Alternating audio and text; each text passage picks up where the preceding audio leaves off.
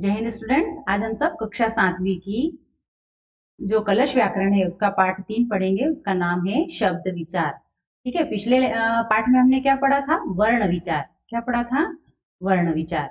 उसमें हमने क्या क्या जाना था? वर्ण विचार में वर्ण की परिभाषा, है ना, उसके भेद, ये सब हमने जाने थे। कौन कौन से वर्ण होते हैं और वर्ण के प्रकार कौन कौन से, ये सब हमने जाना था। वर्ण की परिभाषा एक बार दोहराएंगे। वह छोटी से छोटी ध्वनि जिसके और अधिक टुकड़े नहीं किए जा सके उसे हम क्या कहेंगे? वर्ण कहेंगे। ठीक है। ऐसे ही वर्णों के मेल से क्या बनता है? शब्द बनता है। और शब्द के मेल से क्या बनता है? वाक्य बनता है। लेकिन ये मेल कैसा होना चाहिए? सार्थक, यानी जिसका अर्थ निकले। समझ गए? तो वर्णों के सार्थक समूह को हम क्या कहेंगे? शब्द कहेंगे। और शब्दों के अर्थपूर्ण समूह को हम क्या कहेंगे? वाक्य कहेंगे। ठीक, ये हमने पढ़ा था पिछले पाठ में। अब आ जाता है शब्द विचार। तो भाषा वाक्यों के मेल से बनती है। किसके मेल से बनती है भाषा? वाक्यों के मेल से। अब वाक्य शब्दों के मेल से बनते हैं और शब्द वर्णों के सार्थक मेल से बनते हैं। अब अभी हमने यही पढ़ा था, भाषा किससे बनती है? वाक्यों के मेल से। और वाक्य किससे? शब्दों से बनते हैं और शब्द वर्णों के सार्थक मेल से बनते हैं। जैसे र आधा और अ, ज आधा और अ, और ऐसे ही त आधा और अ। हम आधा क्यों बोल रहे हैं? क्यों? क्योंकि इस पर हलंत लगा है। जब हलंत किसी वर्ण के नीचे लगता है तो यह वर्ण आधा हो जाता है। इसमें जब हम फिर अ जोड़ेंगे तब यह पूरा वर्ण बना र। ठीक है। तो अब इन सबको मिलाकर क्या बन गया शब्द? रजत। क्या बना? रजत। ऐसे ही प आधा, र आधा और अ, तो क्या बन गया? प्र। और भ आधा और आ तो क्या बना? भा। और ऐसे ही त आधा और अ तो क्या बना? त। तो ये कुल मिलाकर ये पूरा शब्द क्या बन गया? प्रभात। अब ये ऐसे शब्द बने हैं जिनका अर्थ है, यानी सार्थक है। ठीक है। वर्णों का ऐसा मेल जिसका कोई अर्थ हो शब्द कहलाता है। ठीक। अब वर्णों का मेल कैसा होना चाहिए? जिसका कोई अर्थ हो, है ना। बिना अर्थ का जो भी मेल होगा वह सार्थक, जो निरर्थक होगा वह शब्द नहीं होगा। कैसा शब्द होना चाहिए मेल? सार्थक। वही क्या कहलाएगा? शब्द कहलाएगा। ठीक। अब जब हम शब्द को वाक्य में प्रयोग करते हैं तो व्याकरणिक नियमों के कारण उसका रूप बदल जाता है। क्या करते हैं हम? जब शब्द को किस में बदलते हैं? वाक्य में, है ना। जैसे ये शब्द है रजत, बाजार, ये शब्द अलग अलग है। जब हमने इसका मेल कर दिया तो ये किस में बदल गया? व्याकरणिक नियमों के कारण उसका रूप बदल जाता है। इसका, इसमें सारे व्याकरणिक नियम है। इसमें क्या है? कर्ता भी है ना, और क्रिया भी है और कर्म भी है। ठीक। तो ये सब, इसका रूप बदल जाता है। वाक्य में प्रयुक्त होने पर शब्द पद बन जाता है। अब ये जब वाक्य बन गया तो ये क्या कहलाएगा? पद कहलाएगा। ठीक। अब हम शब्दों का वर्गीकरण कैसे करेंगे, यानी शब्द कितने प्रकार के होते हैं, इसको देखने के लिए हम आगे चलते हैं। शब्दों का वर्गीकरण। तो शब्दों का वर्गीकरण 4 आधारों पर किया जाता है। कितने आधारों पर किया जाता है? 4।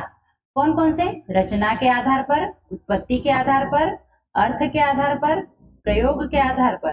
ठीक है। पहला क्या है? रचना के आधार पर, दूसरा उत्पत्ति के आधार पर, और तीसरा अर्थ के आधार पर, और चौथा है प्रयोग के आधार पर। तो हमने शब्दों को कितने भागों में बांटा? 4 भागों में। अब हम सबसे पहला भाग देखते हैं रचना के आधार पर। अब रचना के आधार पर शब्द के 3 भेद होते हैं। कितने भेद होते हैं शब्द के? 3।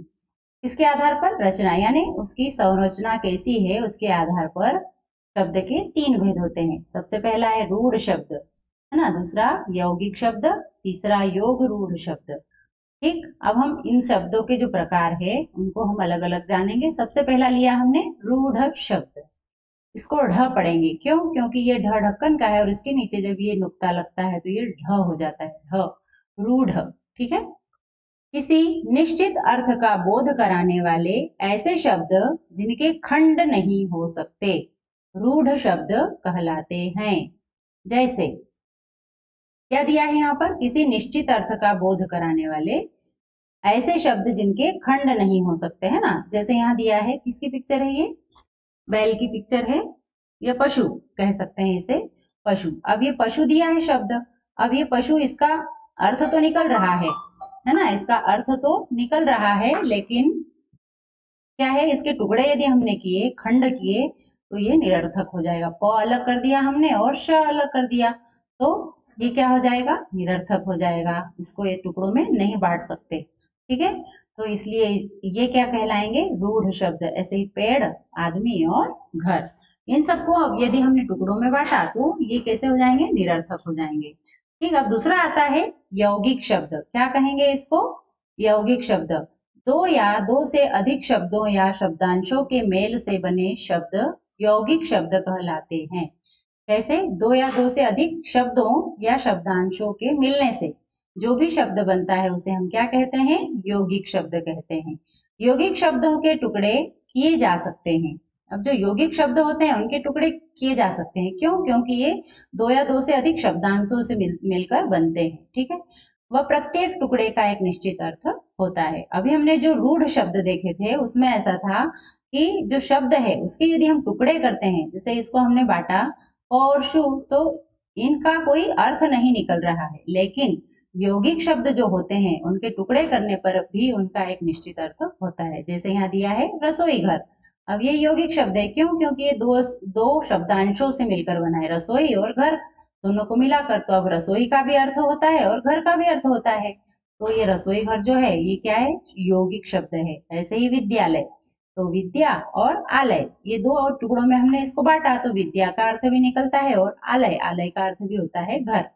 ठीक है, तो विद्या का घर, तो इसका भी अर्थ निकला। अब आगे देखिए, यहाँ दिया है शब्द दुकानदार। अब ये दुकान और दार से मिलकर बना है, तो दोनों शब्दों का भी अलग अलग अर्थ होता है। तो जब दो या दो से अधिक शब्दांशों से मिलकर जो शब्द बनता है वह यौगिक होता है। क्यों, क्योंकि उसमें दोनों पद यदि हम खंड करते हैं या हम टुकड़े करते हैं तो दोनों शब्दों का अर्थ अलग अलग हमें पता चलता है। तीसरा आता है योग रूढ़ शब्द। कैसे शब्द, योग रूढ़। अभी हमने पढ़े थे रूढ़ शब्द, पहला क्या था, रूढ़ शब्द, दूसरा क्या था, यौगिक शब्द, और अब ये तीसरा आ गया योग रूढ़ शब्द। योग रूढ़ शब्द भी दो या दो से अधिक शब्दों के मेल से बनते हैं। योग रूढ़ शब्द भी किससे बनते हैं, दो या दो से अधिक शब्दों के मिलने से, किंतु ये अपने मूल अर्थ को छोड़कर किसी अन्य अर्थ के लिए रूढ़ होते हैं, इसलिए इन्हें योग रूढ़ शब्द कहते हैं। अभी ऊपर जो हमने पढ़ा था यौगिक शब्द, वह भी दो या दो से अधिक शब्दांशों के मिलने से ही बनते हैं, लेकिन यहाँ पर जो है यह एक तीसरे अर्थ का अनुभव करवाते हैं हमें, है ना। दो या दो से अधिक शब्दों के मिलने से तो बनता है योग रूढ़ शब्द, लेकिन अपने मूल अर्थ को छोड़कर ये किसी अन्य अर्थ के लिए रूढ़ हो जाते हैं, इसलिए इन्हें योग रूढ़ शब्द कहते हैं। जैसे वीणा पाणी, अब ये शब्द है, कैसा शब्द है, योग रूढ़। क्यों, यहाँ पर वीणा और पाणी, यानी वीणा को पाणी यानी ग्रहण करने वाली, वीणा को धारण करने वाली कौन, माता सरस्वती, है ना। तो एक तीसरे ही अर्थ का अनुभव हुआ हमें, वीणा पाणी यानी कौन, सरस्वती। ऐसे ही नीलकंठ, तो नील और कंठ, नील मतलब नीले रंग का और कंठ मतलब गला, तो नीले रंग के गले वाले कौन है, शिव जी। तीसरा अर्थ हुआ यहाँ पर भी अनुभूत हमें। ऐसे ही दश और आनंद, दश का मतलब क्या होगा, नंबर में संख्या 10, और आनंद का मतलब होता है मुख, है ना। तो 10 मुख वाला कौन, रावण। तो यहाँ पर भी एक तीसरे अर्थ की हमें अनुभूति हुई, इसलिए ये भी कौन से शब्द है, योग रूढ़। समझ में आया। रूढ़ शब्द में क्या होगा, हम जब खंड करेंगे तो उसका कोई अर्थ नहीं निकलेगा। यौगिक शब्द में दो या दो से अधिक शब्दांशों से मिलकर बनते हैं ऐसे शब्द, लेकिन जब हम अलग अलग करते हैं तो दोनों का अर्थ निकलता है। लेकिन जो योग रूढ़ शब्द होते हैं ये दो या दो से अधिक शब्दों से मिलकर तो बनते हैं, लेकिन ये जब इनका खंड किए जाते हैं तो एक अलग अर्थ की अनुभूति हमें होती है। जैसे वीणा पाणी, तो वीणा पाणी कौन, सरस्वती। नीलकंठ, तो नीलकंठ कौन, शिवजी।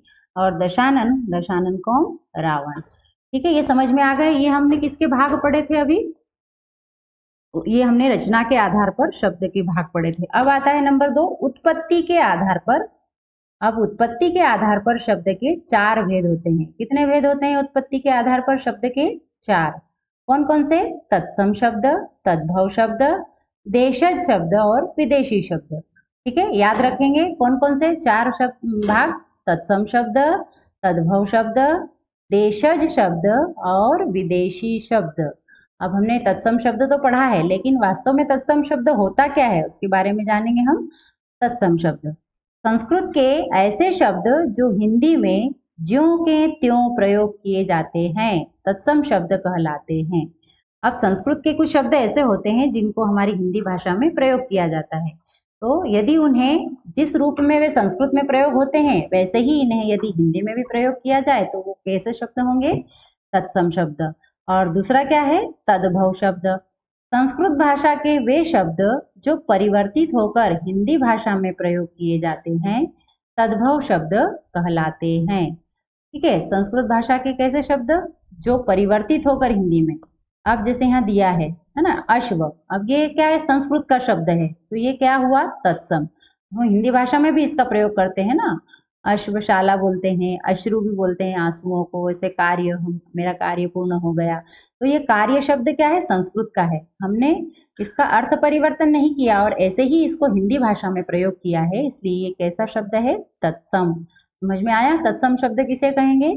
जो संस्कृत भाषा के शब्द है उन्हें जिस प्रकार से संस्कृत में प्रयोग किया जाता है वैसे ही यदि हम हिंदी में भी प्रयोग करें तो वे तत्सम शब्द होंगे। और तद्भव शब्द इनका अर्थ बदल कर, जैसे अश्व है तो हमने यदि हिंदी भाषा में घोड़ा शब्द लिखा, अश्रु का आंसू, कार्य का क्या लिखेंगे हम? काम, जिह्वा का हो जाएगा जीभ, तृण का हो जाएगा तिनका, मृत्तिका का हो जाएगा मिट्टी और पत्र का हो जाएगा पत्ता। तो ये शब्द क्या है? ये तद्भव शब्द है। क्यों ये तद्भव? क्योंकि हमने इनका रूप बदलकर प्रयोग किया है ना। अश्व का हमने रूप बदला तो ये क्या बन गया? घोड़ा। अश्रु का हमने रूप बदला तो क्या हो गया?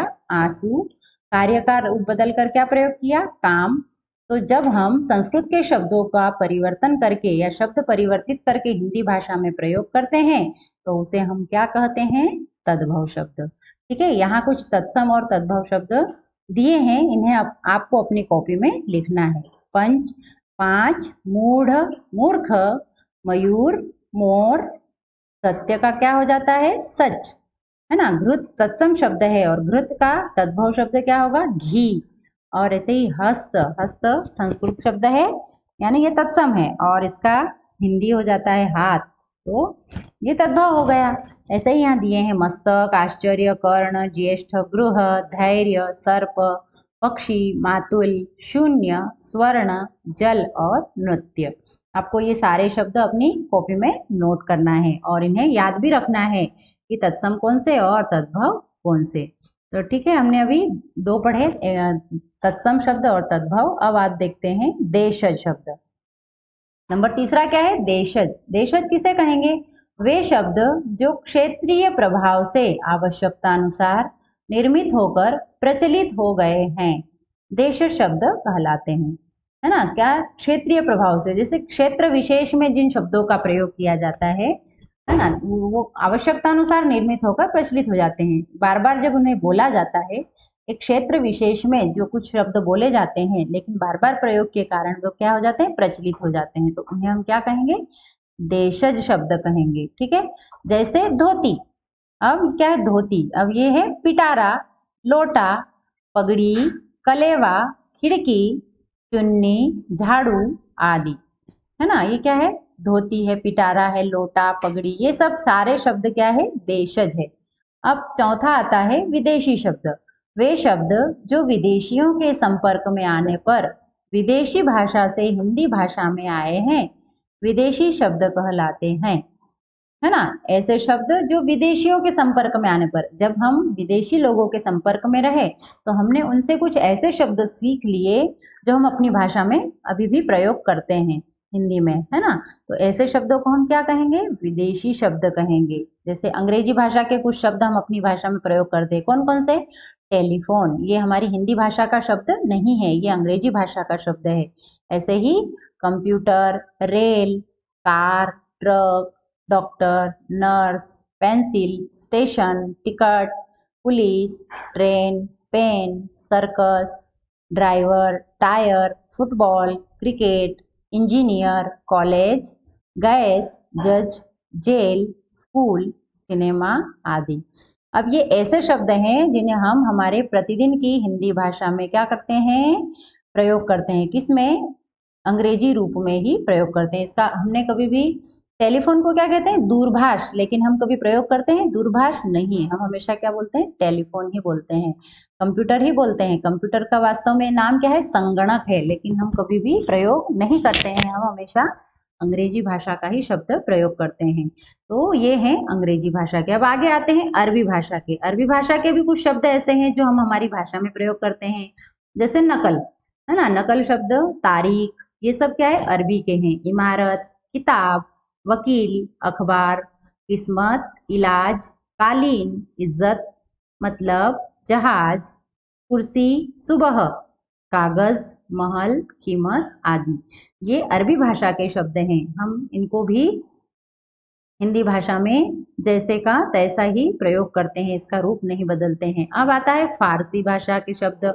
फारसी भाषा के भी कुछ शब्द हैं जो हम प्रतिदिन यूज करते हैं हमारी भाषा में। हफ्ता, अचार, शहद, खूबसूरत, बीमार, शादी, नमक, सब्जी, दीवार, किनारा, जहर, मुफ्त, आराम, जल्दी, आसमान, आदमी, काश, दरोगा, जवान और खून आदि, ये सब क्या है? फारसी के शब्द हैं। ऐसे ही कुछ तुर्की के भी शब्द हैं, है ना, जैसे तोप, काबू, तलाश, चाकू, बेगम, बारूद, लाश, बंदूक, बहादुर, कैंची, गलीचा, उर्दू, ये सब क्या है? तुर्की भाषा के शब्द हैं। तो फिर हमने कौन कौन से अंग्रेजी भाषा के सीखे, फिर फारसी भाषा के सीखे, तुर्की भाषा के। अब आते हैं पुर्तगाली भाषा के शब्द। कौन कौन से? तौलिया, हम प्रतिदिन जो टॉवेल यूज करते हैं उसको तौलिया, तो ये तौलिया क्या है? पुर्तगाली शब्द है। फालतू, है ना, हम बोलते हैं फालतू क्यों बैठे हो, तो ये क्या, कौन सी भाषा का शब्द है? पुर्तगाली भाषा का। अलमारी, ये भी पुर्तगाली का है। कमीज, साबुन, बाल्टी, फीता आदि, ये सब पुर्तगाली भाषा के शब्द है। अब अन्य भाषाओं के शब्द। चाय, जैसे चाय भी हमारी हिंदी भाषा का शब्द नहीं है। लीची, चाय और लीची ये दोनों कौन सी भाषा के हैं? चीनी भाषा के शब्द हैं। रिक्शा कौन सी भाषा का है? जापानी भाषा का। और बम कौन सी भाषा का है? डच भाषा का। ठीक है, तो ये हमने शब्द के भेद जाने थे। तत्सम और तद्भव शब्द के अलावा हमने क्या जाना था? तत्सम तद्भव के अलावा देश शब्द और विदेशी शब्द। ठीक, अब आगे आता है अर्थ के आधार पर। अर्थ के आधार पर कितने भागों में बांटा है शब्दों को? 4 भागों में, है ना। एकार्थी शब्द, अनेकार्थी शब्द, पर्यायवाची शब्द और विलोम या विपरीतार्थक शब्द। तो इन 4 भागों में हमने बांटा है शब्द को। तो एकार्थी शब्द, एकार्थी का मतलब इसके शब्द से ही इसका अर्थ प्रकट हो रहा है। एकार्थी यानी एक अर्थ वाला। किसे कहेंगे हम? एकार्थी, एक अर्थ वाले शब्द को एकार्थी कहेंगे। ठीक है, तो ऐसे शब्द जिनका एक निश्चित अर्थ होता है एकार्थी शब्द कहलाते हैं। कैसे शब्द? जिनका एक निश्चित अर्थ होता है उन्हें हम क्या कहेंगे? एकार्थी शब्द कहेंगे। जैसे मेज, फूल, घर, वृक्ष, भूमि आदि, है ना, इनका क्या है? एक निश्चित अर्थ होता है। अब अनेकार्थी शब्द, ऐसे शब्द जिनके एक से अधिक अर्थ होते हैं उन्हें अनेकार्थी शब्द कहा जाता है। अनेकार्थी शब्द प्रयोग के अनुसार विभिन्न परिस्थितियों में भिन्न भिन्न अर्थ देते हैं, है ना। परिस्थिति के अनुसार इन शब्दों का क्या होता है? अलग अलग अर्थ होता है। जैसे कर, अब कर का मतलब क्या होता है? काम करना, या फिर एक कर वो होता है टैक्स, और एक कर मतलब हाथ भी होता है। तो ये अलग अलग परिस्थितियों में अलग अलग रूप में प्रयोग में आता है यह शब्द कर, है ना। टैक्स के रूप में भी इसको प्रयोग कर सकते हैं, अपने हाथ के लिए भी इसका प्रयोग कर सकते हैं, और क्रिया के रूप में भी यानी करना। तो ये शब्द कितने अलग अलग तरीकों में? 3 तरीकों में इसका प्रयोग होता है। ऐसे ही दंड, है ना, दंड का एक अर्थ होता है सजा और एक होता है जुर्माना, है ना। हम बोलते हैं ना उसको सजा दी गई, और दंड का एक अर्थ भी ये भी होता है जुर्माना, उससे इसका जुर्माना लिया गया। अब घन, घन का भी अलग अलग अर्थ होता है। जैसे घन मतलब बादल भी होता है, और घन मतलब हथौड़ा। देखा होगा आपने, जो बड़ा वाला होता है उसे हम घन कहते हैं। और एक घन का अर्थ होता है घना, बोलते हैं ना घना जंगल। ठीक, ऐसे ही दल, दल शब्द के भी अनेक अर्थ हैं। जैसे समूह, और दल मतलब पत्ता, पत्ते को भी हम बोलते हैं। जैसे हम तुलसी के पत्ते को हम क्या बोलते हैं? तुलसी दल, है ना। ऐसे ही सोना, और सोने को भी दल कहा जाता है। ठीक, तो ये क्या थे? अनेकार्थी शब्द। अब आते हैं पर्यायवाची शब्द। पर्यायवाची शब्द हमने अभी तक बहुत पढ़े हैं, लेकिन पर्यायवाची शब्द होते क्या है ये शायद आप भूल चुके हो। तो जिन शब्दों के अर्थ में समानता हो वे पर्यायवाची शब्द कहलाते हैं। ऊपर हमने जो देखे थे शब्द वे क्या थे, अनेकार्थी, यानी उनके अर्थ अलग अलग, लेकिन यहाँ क्या हो रहा है, शब्दों के अर्थ में समानता हो, यानी शब्द क्या हो, एक जैसे हो, तो उन्हें हम कहेंगे पर्यायवाची शब्द। जैसे पानी व जल दोनों पर्यायवाची शब्द हैं। इनमें सूक्ष्म अंतर यह है कि पानी हम किसी भी पानी के लिए प्रयोग कर सकते हैं, परंतु गंगा के पानी के लिए जल शब्द का प्रयोग करते हैं, है ना। पानी हम किसी भी पानी के लिए प्रयोग करते हैं पर्यायवाची शब्द में, पानी व जल, ये नीर, ये सब क्या है, पर्यायवाची। लेकिन पानी का प्रयोग हम किसी भी जल पानी के लिए करते हैं, लेकिन गंगा के पानी के लिए हम हमेशा किसका प्रयोग करते हैं, जल शब्द का प्रयोग करते हैं। इस सूक्ष्म अर्थ भेद को ध्यान में रखते हुए हमें पर्यायवाची शब्दों का प्रयोग करना चाहिए। ठीक, यह एक बहुत ही छोटी सी बात है। यह हम बोलते तो है गंगा जल, लेकिन हम ऐसा नहीं बोलते गंगा का पानी। कभी बोलते हैं ऐसा गंगा का पानी? नहीं, हमेशा क्या करते हैं, हम उसको जल से ही संबोधित करते हैं। ठीक, अब घ है विलोम या विपरीतार्थक शब्द। एक दूसरे का उल्टा अर्थ प्रदान करने वाले शब्द विलोम या विपरीतार्थक शब्द कहलाते हैं। अभी तक क्या देखा था हमने, पर्यायवाची शब्द, तो ये क्या थे, समान अर्थ प्रकट कर रहे थे। लेकिन ये विलोम या विपरीतार्थक शब्द है, ये क्या करते हैं, एक दूसरे का उल्टा अर्थ प्रदान करते हैं। जैसे शुभ का उल्टा क्या हो गया, अशुभ। सुगंध का क्या हो गया, दुर्गंध। ज्ञान का क्या हो गया, ज्ञान। और सत्य का क्या हो गया, असत्य। तो ये क्या है, एक दूसरे के विपरीत अर्थ को प्रकट करते हैं, इसलिए इन्हें कैसे शब्द कहा जाता है, विलोम या विपरीतार्थक शब्द कहा जाता है। अब आता है चौथा, प्रयोग के आधार पर। किसके आधार पर चौथा बांटा हमने, प्रयोग के आधार पर। तो प्रयोग के आधार पर शब्द के कितने भेद होते हैं, दो भेद होते हैं।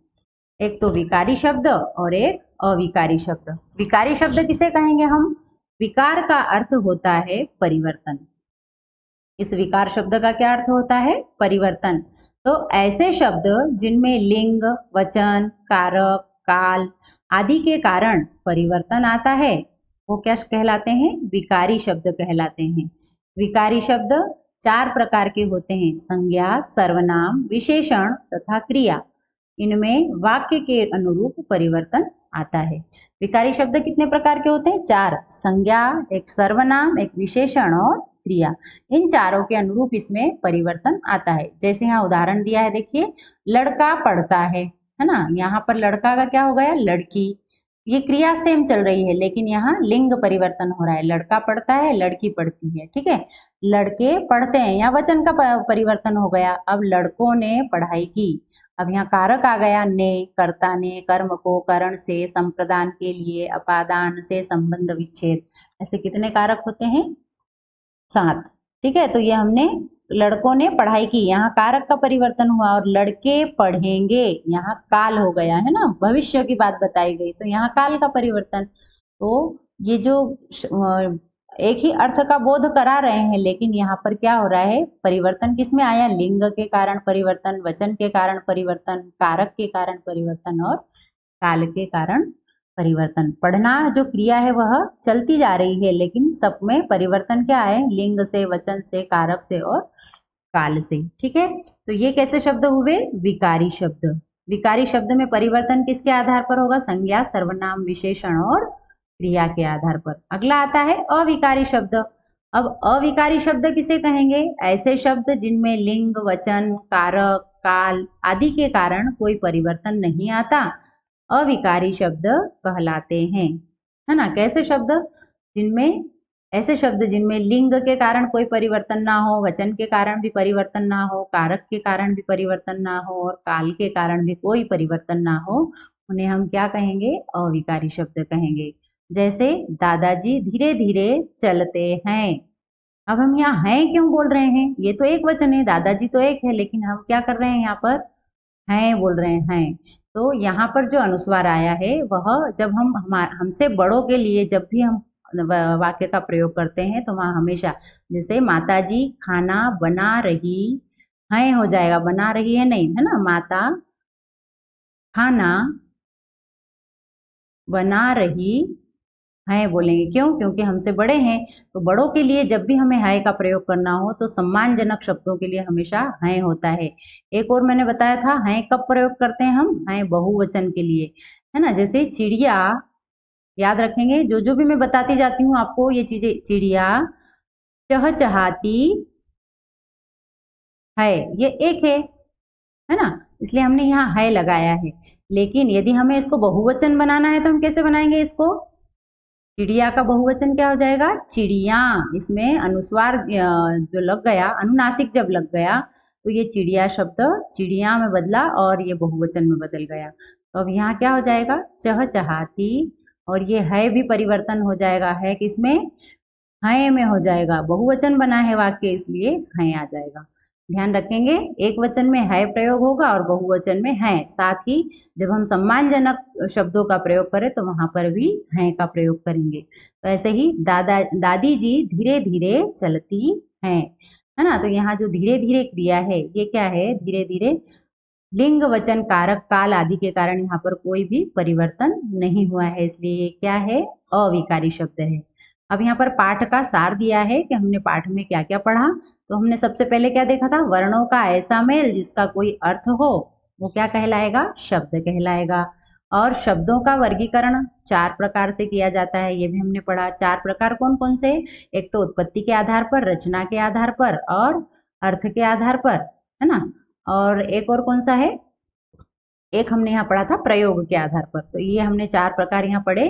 अब आता है रचना के आधार पर शब्द के 3 भेद होते हैं, रूढ़ शब्द, यौगिक शब्द और योग रूढ़ शब्द। उत्पत्ति के आधार पर शब्द के कितने भेद होते हैं? 4 भेद होते हैं। और संस्कृत के ऐसे शब्द जो हिंदी में ज्यों के त्यों प्रयोग किए जाते हैं तत्सम शब्द कहलाते हैं। तत्सम शब्द की परिभाषा हमने जानी थी। संस्कृत के शब्द जो हिंदी भाषा में ज्यों के त्यों प्रयोग किए जाए उन्हें हम क्या कहेंगे? तत्सम शब्द। और ऐसे शब्द जिनमें लिंग, वचन, कारक, काल आदि के कारण कोई परिवर्तन नहीं आता अविकारी शब्द कहलाते हैं। जिसमें परिवर्तन आए वो कैसे शब्द हुए? विकारी शब्द। और जिसमें परिवर्तन नहीं आए वो कैसे हुए? अविकारी शब्द। ठीक है, ये पाठ हमने पढ़ लिया। अब इसके आगे जो अभ्यास है वह हम अगले वीडियो में करेंगे। तब तक के लिए आपको इस पाठ को वीडियो देखकर समझना है और साथ ही क्या करना है? पाठ को खुद से 2 बार पढ़ना है।